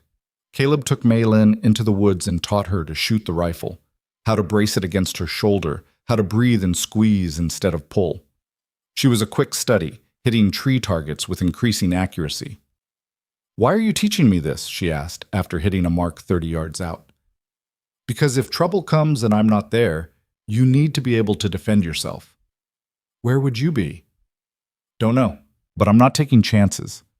She sighted down the barrel again, fired. The bark exploded 20 yards beyond the first target. I don't want to kill anyone. Neither do I, but wanting and being able to are different things. He watched her reload with the careful precision he'd taught her. My hope is you never need this, but hope's not a strategy. What is? Being ready.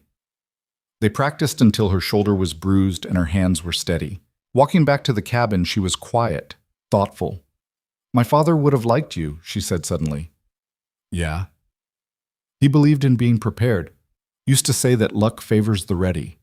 She glanced at him. He was ready when the tunnel collapsed, ready to push other men to safety, just wasn't ready to save himself. Sounds like a good man. He was. He deserved better than dying in the dark. We all deserve better than what we get. Trick is making something good from what's left. She nodded slowly. Is that what we're doing? Making something good? Trying to. And if my uncle comes back? Then we show him we're ready. They crested the ridge above the cabin and both stopped. Smoke rose from the chimney, thicker than it should be, and in the yard 3 horses stood tied to the porch rail. Different horses than before. Bigger, better equipped. Caleb's hand went to the rifle. Get behind me. No, we face this together. Remember? Maylin, together. They approached slowly, rifles ready, but not raised. As they drew close, the cabin door opened and Wei stepped out. But he wasn't alone. Behind him stood 2 men Caleb didn't recognize. Both Chinese, both armed, both watching with the flat eyes of men accustomed to violence. Mr. Rourke, Wei said. His tone was formal, almost polite. We need to talk. I thought we already did. That was emotion speaking. This is business. Caleb stopped 20 feet from the porch. Maylene stood at his shoulder, steady. What kind of business? The kind where everyone gets what they want. Wei gestured to the men behind him. These are representatives from the 6 companies in San Francisco. They have an interest in resolving this matter peacefully. One of the men stepped forward.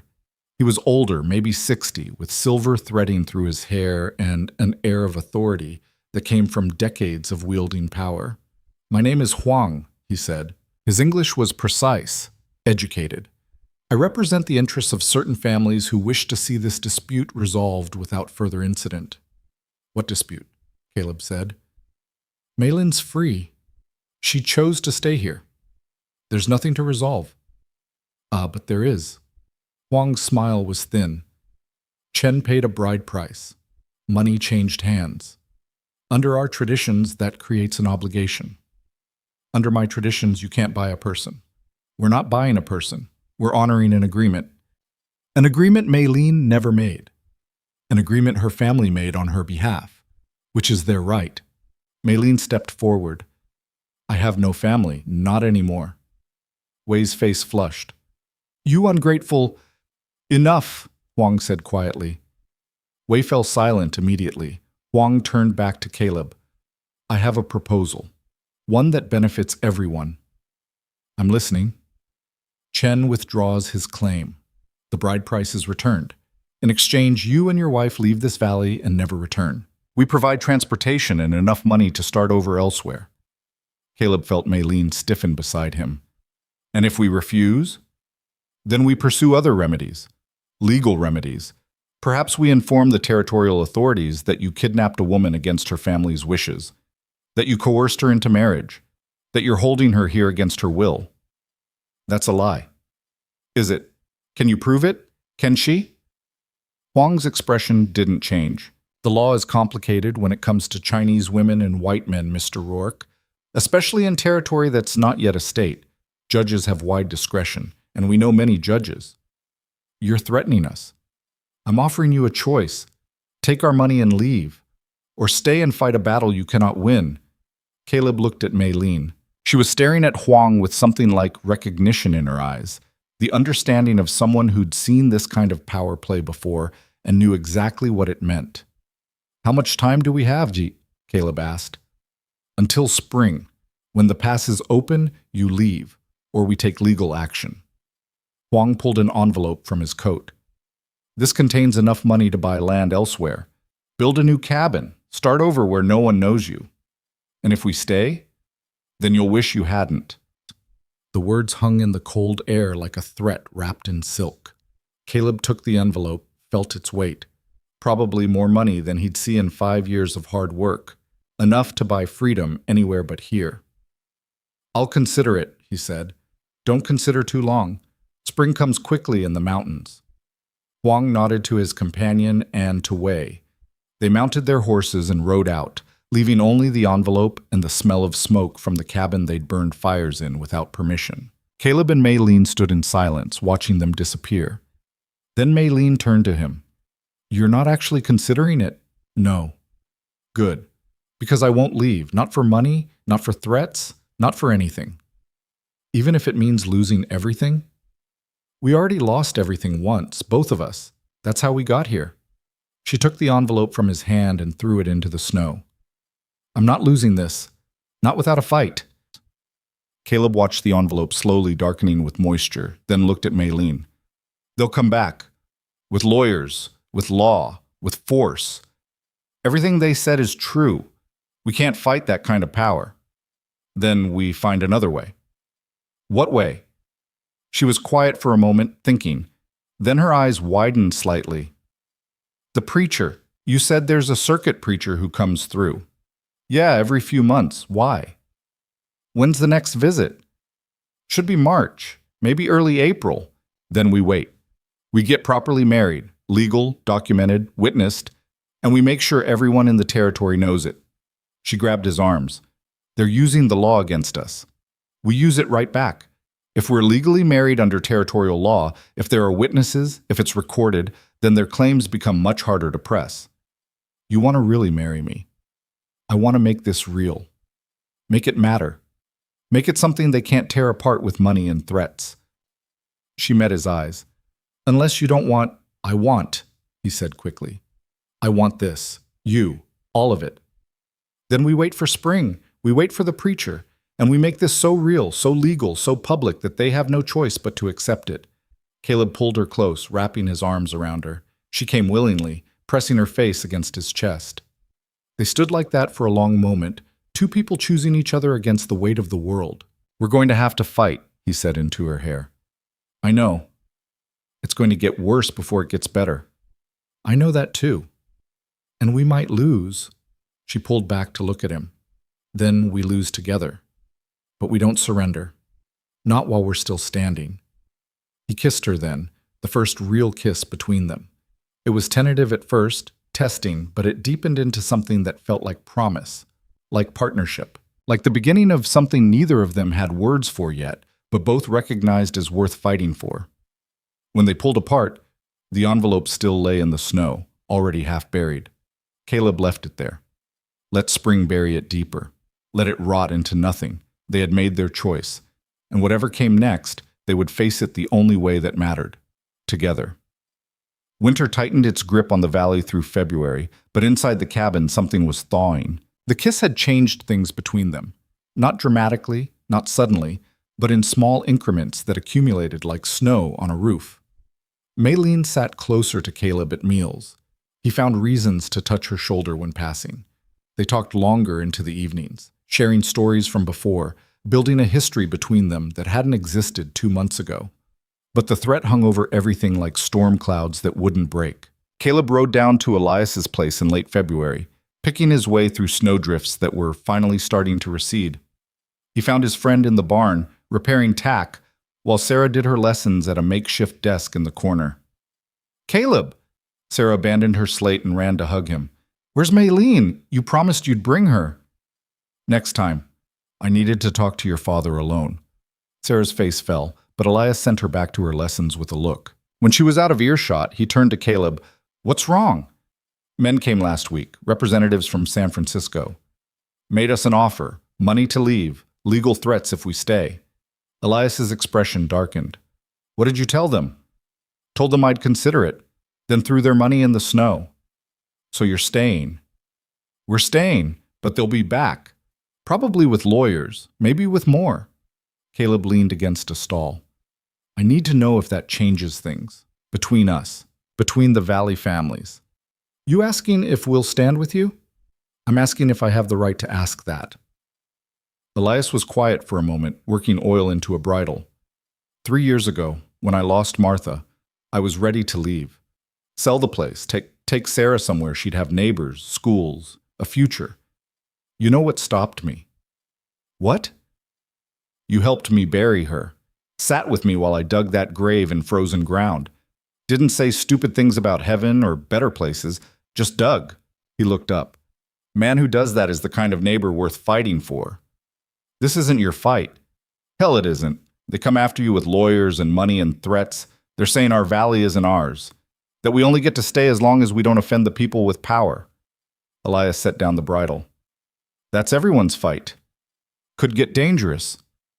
Living's dangerous. At least this is for something that matters." Caleb felt something loosen in his chest. Tension he hadn't known he was carrying.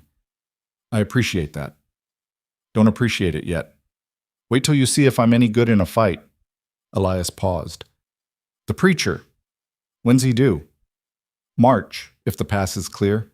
Early April at latest." "You really going through with it? Making it legal?" "That's the plan. If Maylene and I are married proper, documented, and witnessed, it makes their legal case a lot harder. And if the preacher doesn't come, then we ride to Rollins and find one ourselves." Elias nodded slowly. "You love her?" The question caught Caleb off guard. He thought about Maylene's fierce determination, her quiet strength, the way she'd stood beside him against her own blood. "I'm learning to." "That's honest." "It's all I've got." "Then it's enough." Elias gripped his shoulder. "We'll watch the southern pass. Any strangers come through, you'll know before they reach your door." Caleb rode home as the sun dropped low, painting snow gold and pink. When he reached the cabin, smoke rose from the chimney and lamplight glowed warm in the windows. It looked like a home, felt like one. Inside, Maylene was at the stove stirring something that smelled of meat and herbs. She'd been experimenting with combining frontier cooking and the flavors she remembered from before, creating meals that belonged to neither world and somehow to both. "How's Elias?" she asked without turning. "Good. He'll stand with us when the time comes." "I didn't doubt it." She ladled stew into bowls. "Sarah sent you a drawing. It's on the table." Caleb found it. A child's sketch of 4 figures standing in front of a cabin. Too tall, too small. He recognized himself and Maylene, Elias and Sarah. Written at the bottom in careful letters, "Our family." She gave one to me too, Maylene said softly. I didn't have the heart to tell her we're not really her family. Aren't we? She looked at him, surprised. Are we? Out here, families who you choose to stand with, who shows up when things get hard. Sarah's not wrong. He set the drawing carefully on the shelf. We're building something. Might as well call it what it is. They ate in comfortable silence.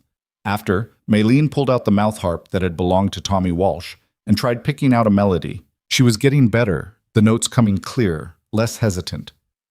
My father used to play at night, she said between breaths. Said it kept the darkness manageable. Does it work? Sometimes. She set the harp down. Caleb, what happens if the preacher doesn't come?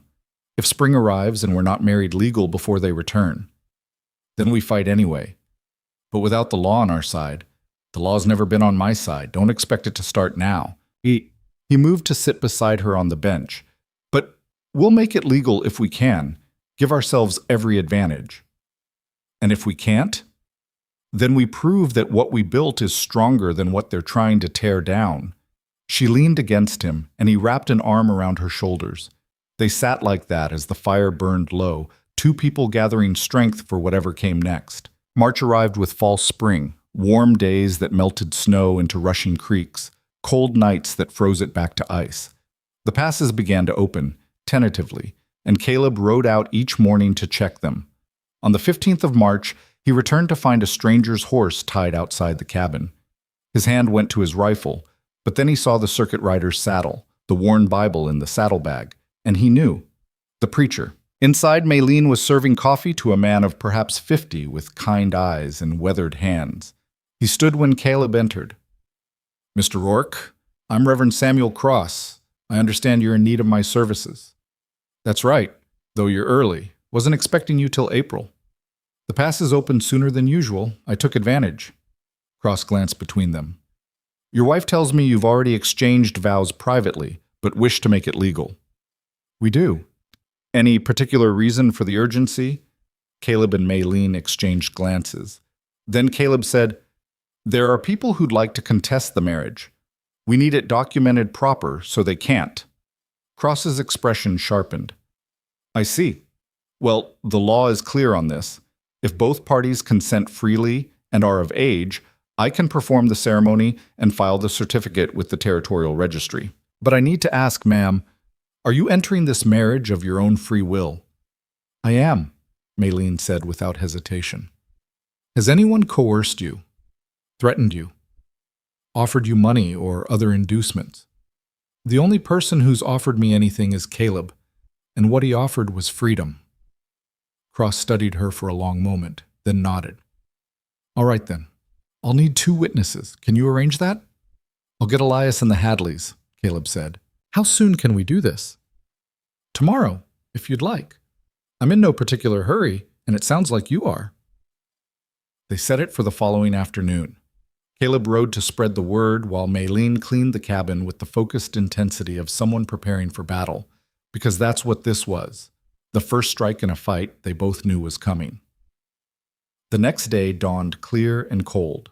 Elias arrived first with Sarah, who wore her best dress and carried wildflowers she'd somehow found growing in a sheltered spot near the creek. The Hadleys came next, John and Martha, silent people who kept to themselves but showed up when it mattered. Reverend Cross performed the ceremony in the main room with everyone gathered. It was simple, traditional, the words worn smooth by centuries of use.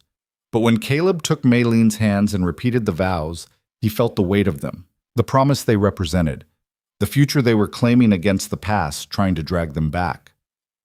Do you, Caleb Rourke, take Maylene Zhao to be your lawfully wedded wife?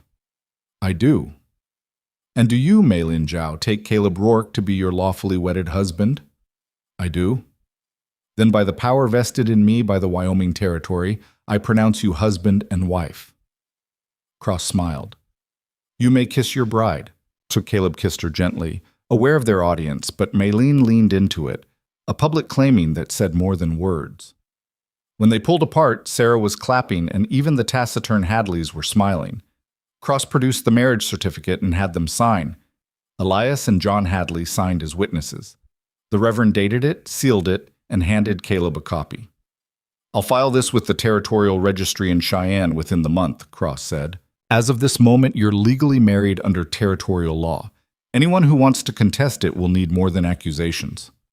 "Thank you," Caleb said, gripping the man's hand. "Thank me by building a good life together. That's the best response to people who'd tear you apart."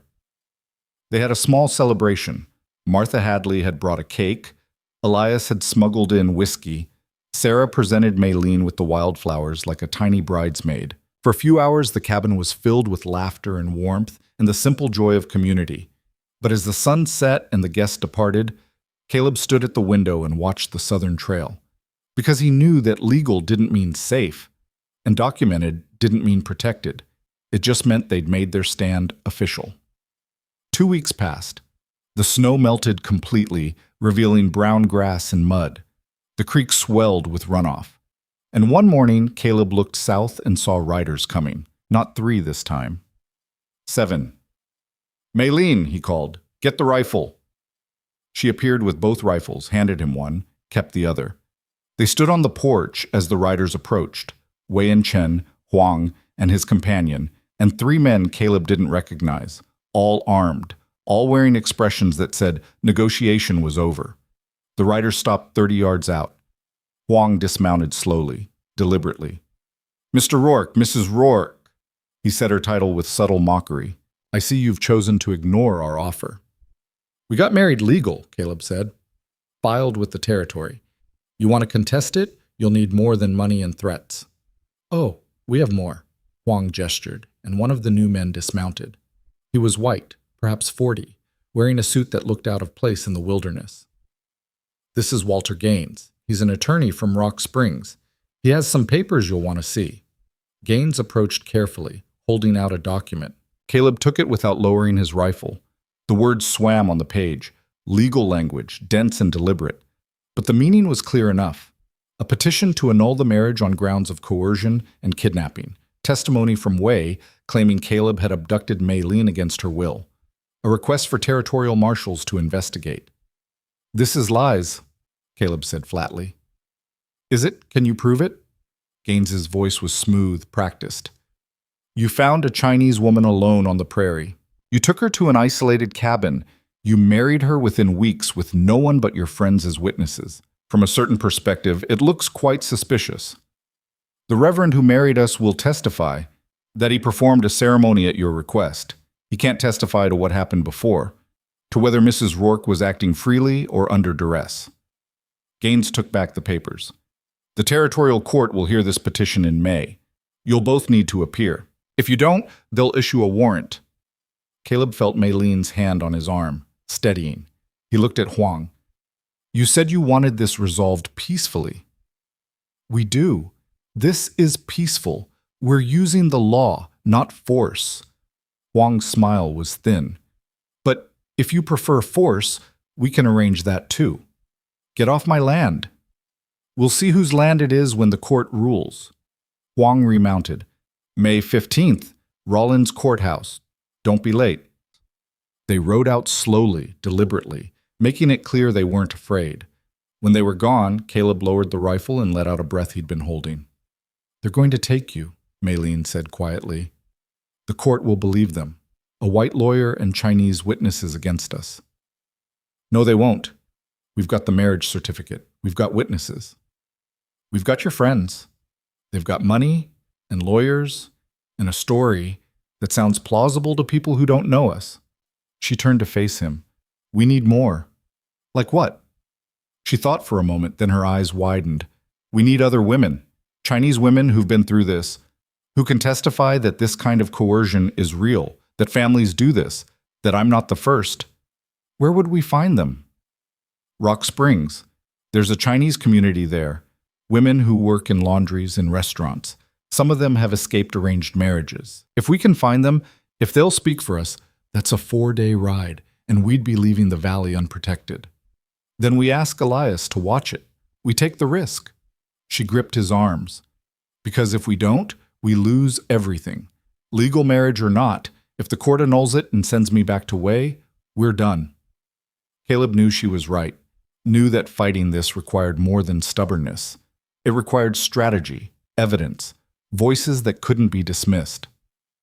"All right," he said, "we ride to Rock Springs, we find your witnesses, and we come back ready to fight this in court." They left the next morning, rifles loaded, marriage certificate secured in Caleb's saddlebag. Elias promised to watch the cabin, to keep Sarah safe, to send word if anything happened. The valley felt vulnerable as they rode out, like leaving a child unguarded. Rock Springs was a coal town, rough and growing, filled with miners and railroad workers and the noise of industry. The Chinese community lived in a section near the tracks, cramped buildings, narrow alleys, the smell of unfamiliar cooking mixing with coal smoke.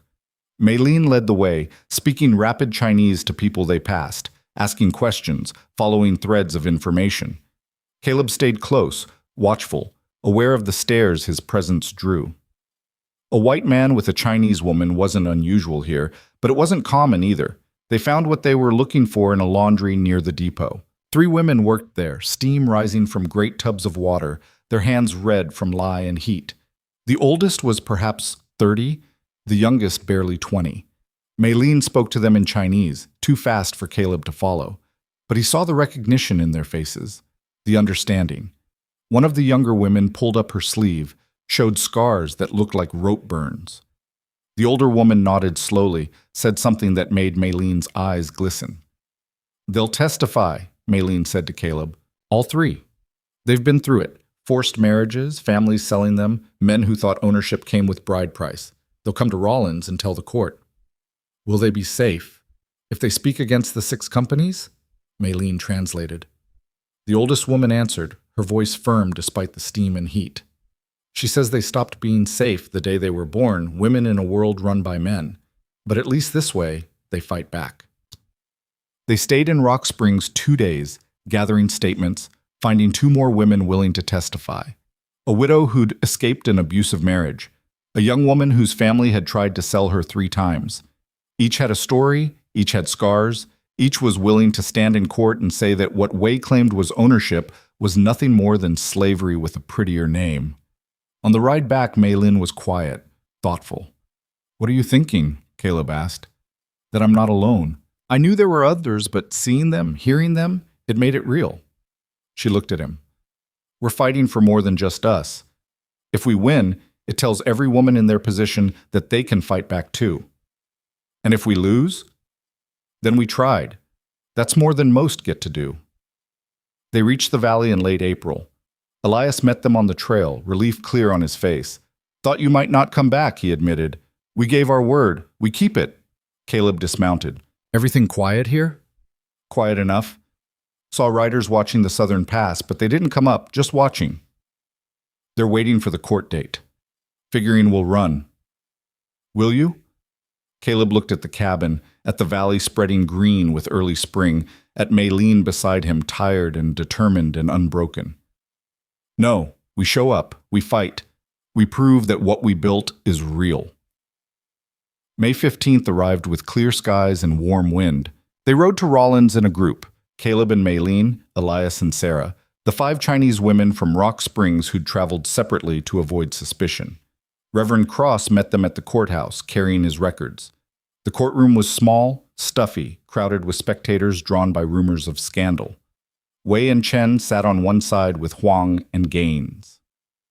The territorial judge was a man named Morrison, perhaps 60, with white hair and eyes that gave nothing away. The proceedings began with Gaines presenting his case, Wei's testimony about Maylene's kidnapping, Chen's claims of stolen property, affidavits from men in San Francisco who swore the bride price had been paid and the marriage contracted.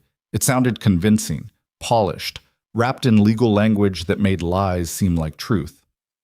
Then it was their turn. Reverend Cross testified first, presenting the marriage certificate, explaining the ceremony, swearing that both parties had consented freely without coercion.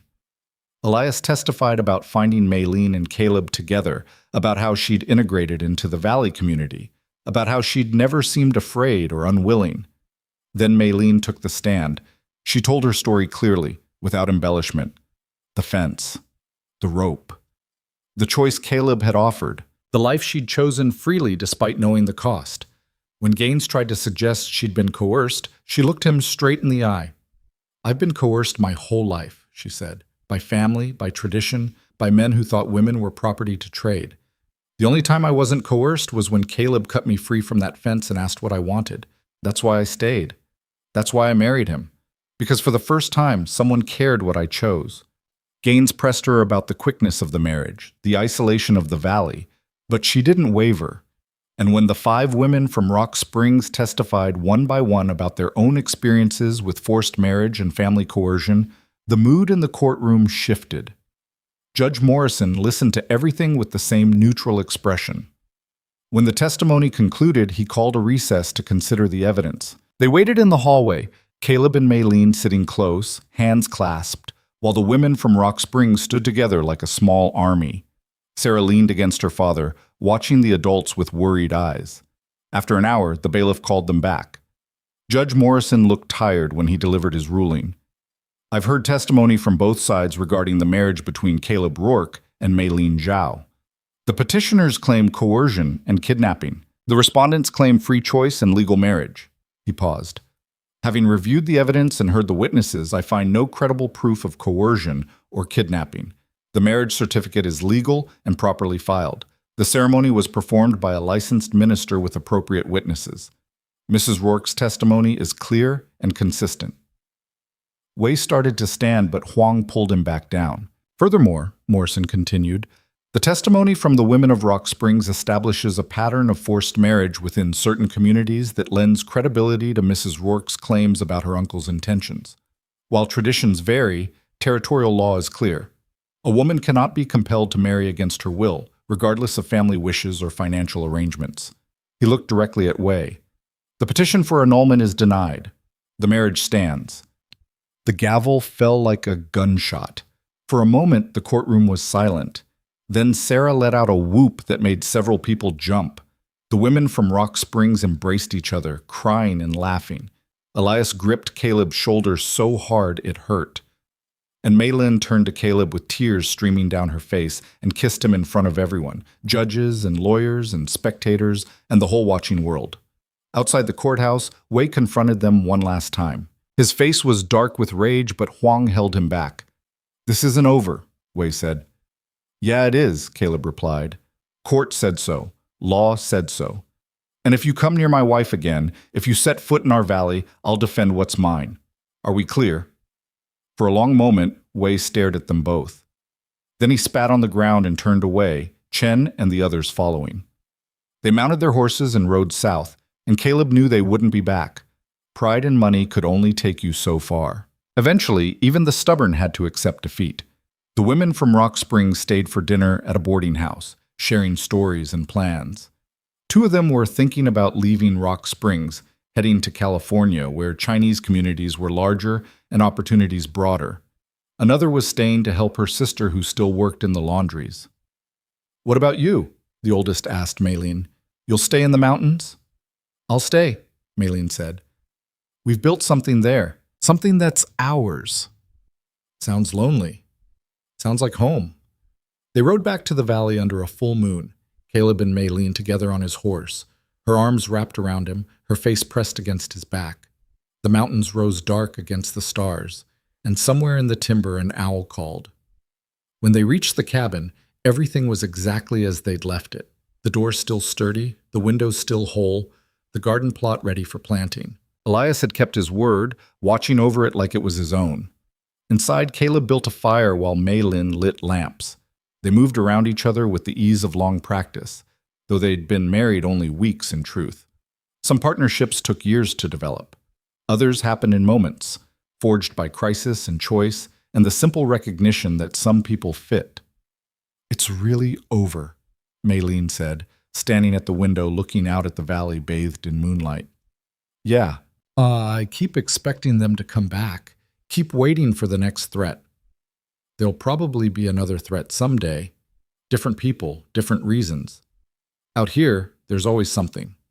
Caleb moved to stand behind her, wrapped his arms around her waist.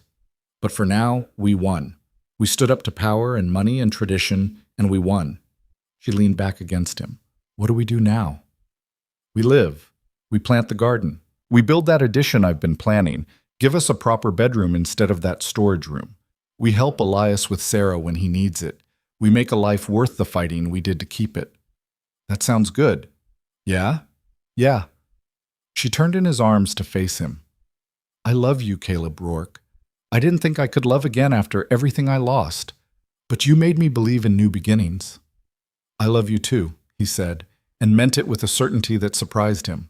You made me believe in something other than isolation, in partnership, in building instead of hiding. They kissed there in the lamplight, two people who'd found each other tied to different kinds of fences, who'd chosen freedom together, who'd fought for the right to make that choice real. Outside, the valley settled into spring. Grass grew. Flowers bloomed in sheltered spots. The creek ran clear and cold with snowmelt, and in the timber cabin on the eastern slope, two people who'd both been running finally stood still. The world outside remained hard and uncertain. Winter would come again. Threats would arise. Life in the wilderness was never easy, never gentle, never promised to last. But within those timber walls stood something stronger than force, two people who'd chosen each other against the wind, who'd stood up when it would have been easier to bend, who'd proven that the quietest victories, the ones built in mountain valleys far from power and money and tradition, could be the ones that lasted longest.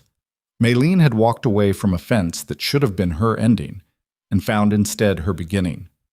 Caleb had opened his door to a stranger and found the partnership he'd stopped believing existed. And together, they'd built something that neither law nor family nor tradition could tear apart. A home, a marriage, a future, not rescued, but chosen. Not saved, but fighting. Not given, but earned through courage and stubbornness and the simple radical belief that they deserved better than what the world had tried to give them. Spring turned to summer in the valley. They planted the garden together, Maylene teaching Caleb vegetables she remembered from before while he showed her what grew well in mountain soil. Sarah visited often, bringing laughter and questions and the kind of joy that children carry naturally. Elias became more than a neighbor. He became family in the way frontier people understood it, the kind built on shared hardship and mutual defense. Sometimes, on quiet evenings when the work was done and the valley was settling into twilight, Maylene would play the mouth harp while Caleb whittled or mended tack. The music was getting better, the notes clear and true. And sometimes Caleb would tell her about Tommy Walsh, about the war, about the ghosts he'd carried into these mountains. And she would tell him about her daughter who lived 3 days, about her father in the collapsed tunnel, about the girl she'd been before loss taught her to build walls. They didn't erase each other's pain. They just made room for it, made space for the broken pieces alongside the healing ones. And that, Caleb thought, was what partnership really meant. Not perfection, not rescue, just two people choosing to stand together in an imperfect world and build something good from what remained. The fence at the edge of nowhere was a lifetime behind them now. What lay ahead was uncertain, the way all futures are. But they would face it the only way that mattered, together. And that was enough.